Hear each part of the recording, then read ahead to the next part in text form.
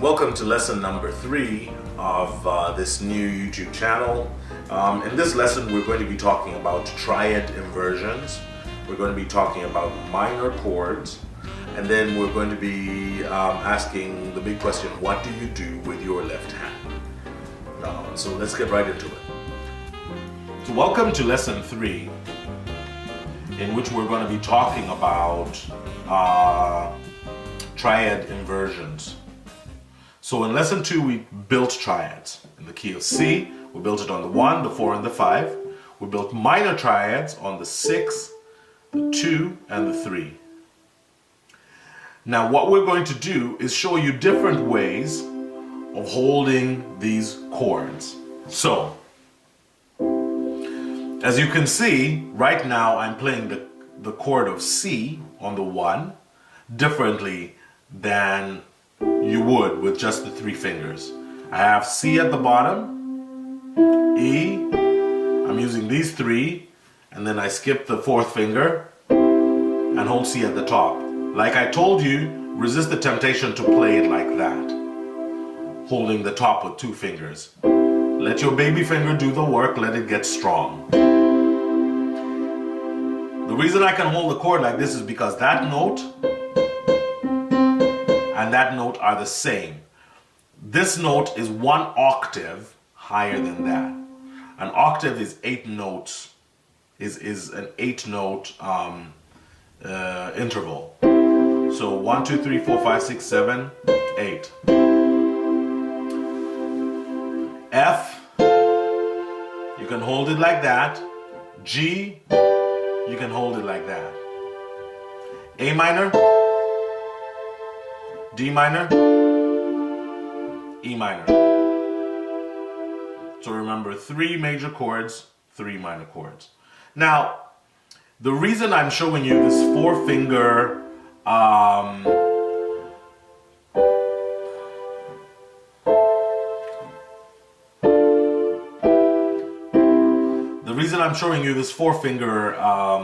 handling of the chord is because I want you to start to use it from this lesson moving forward. Every chord, we will play it with 4 fingers. Okay? Now, inversions on chords are simply different ways of playing the same chord. You see, because notes repeat themselves.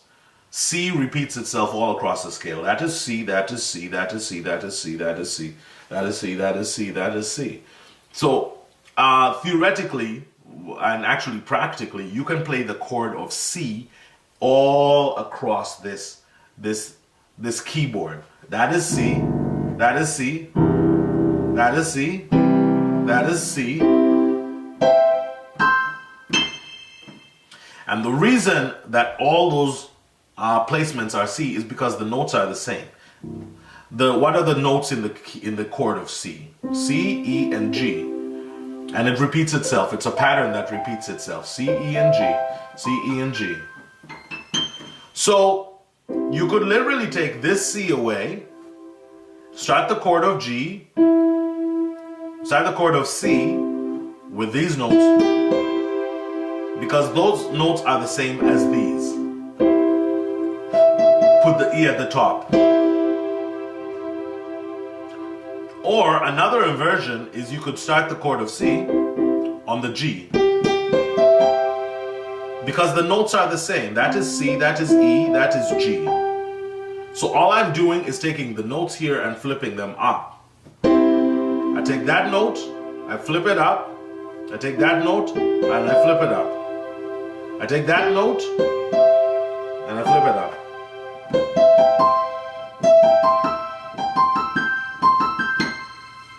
It is a really cool trick, but it will allow you to expand the places that you can play.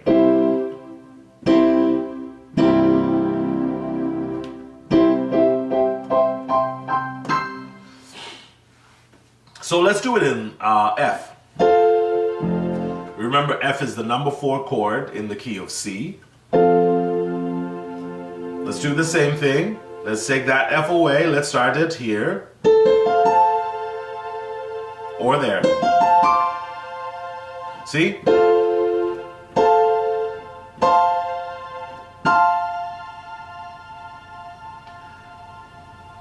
How about G?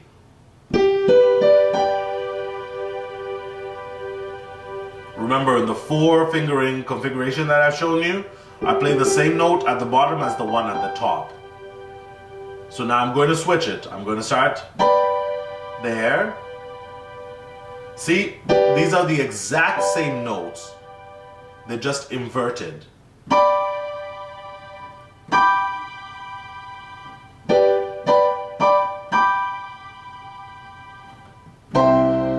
How about other chords? We talked about in the key of G. We've already looked at the inversions on G. We've already looked at the inversions on C. There's a third chord in G, D. You can do the same thing with this. Take that note away and then start there.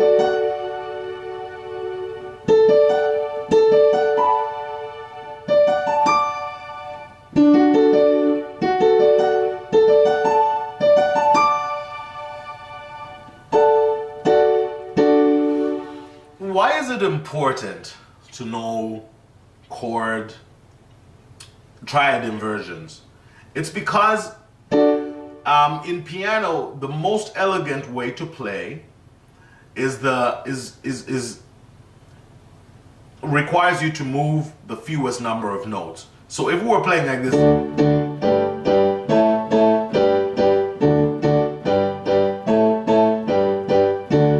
it can work, but it is a very inelegant way of playing. If we play,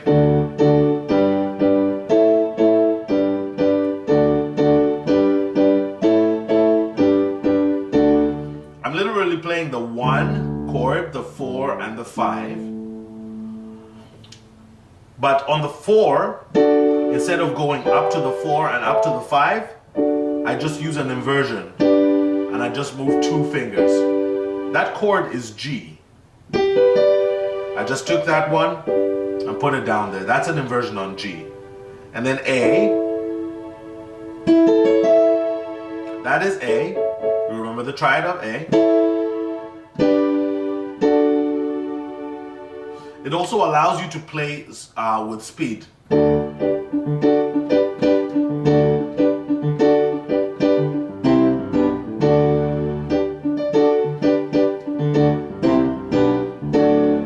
Now we don't really play any songs like that anymore because those songs have since been faded out. But there are still places for you to play with speed and with inversions. And so please figure out the inversions for the chords that you have been playing in. Because in future, I'm going to be playing almost every chord with an inversion. In particular, the inversion that I like in the key, let's go back to the key of C. The inversion that I use the most is the one where you start with a G at the bottom, with a 5 at the bottom.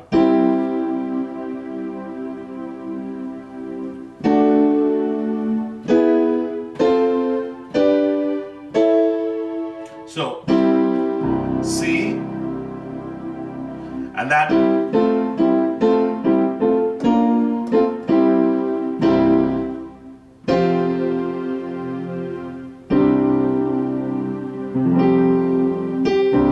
I particularly like the inversion with the 5 at the bottom. Okay, so that is it for triad inversions right now. And we have to answer one more question before my battery runs out. What do you do with your left hand? Your left hand, for now, is going to be doing something very simple. It's just going to be playing an octave of the note that you are playing. So if you're playing C, any inversion of the chord of C, you play the octave C in the bottom with your pinky and your thumb. Again, resist the temptation to help your pinky finger out with your 4th finger. If we're playing F, that's an inversion of F on the right hand. We'll play F with the left hand. If we're playing G, we'll play G with the left hand, just the octave of G. And there you go. So that's what your left hand is going to do. So from this lesson forward, anytime I talk about a chord, I will play the octave of the chord with my left hand. And you should start doing that with this lesson moving forward. Every chord that you play, play the octave left hand. Or D, G,